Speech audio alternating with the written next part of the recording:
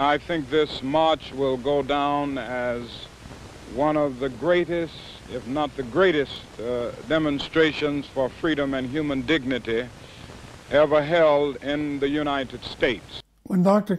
King was killed, we had in the movement the faith that no matter what happened, God could turn from a tragedy into something good. Harry Belafonte said more people heard the message of Dr. King in the 3 days after his death than in all the time before. They killed the dreamer, but not the dream.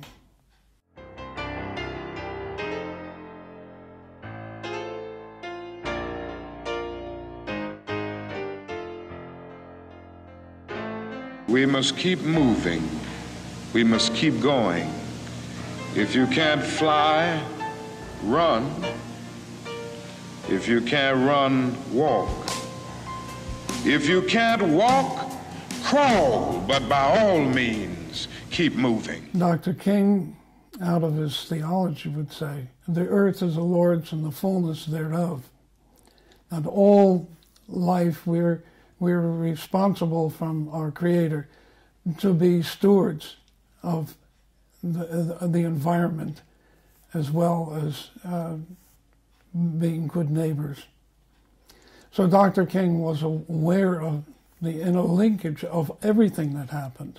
If passive resistance means just passively accepting violence or injustice, if it means cowardice and stagnant passivity, then there is a difference, because nonviolent resistance does resist. It is dynamically active. It is passive physically, but it is strongly active spiritually. Although he's famous for his beautiful words, "I have a dream," his nonviolent techniques that he said were based on Gandhi's techniques with the Spirit of Christ. And that is what is behind it. That is what made it possible to stop the war in Vietnam. And that is what is being done in the environmental movement, and especially with Greenpeace, with the nonviolent actions in the same spirit which Dr. King did. People who risked everything, sometimes their lives, as the person who was the Dutchman that was killed in the Rainbow Warrior, let people see that the same techniques that Dr. King and the movement were using are still alive today in Greenpeace. The same spirit is going on in America, where the women came directly in action after the election of the president and are now on the streets with the children.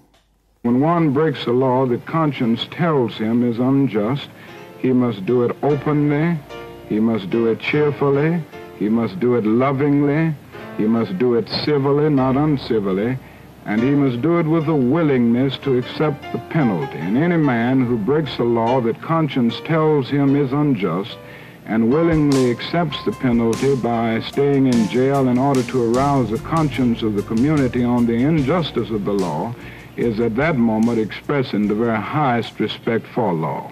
There is a Bible passage, which I never understood als tiener or as a young Walshen, that the whole of creation is groaning for redemption.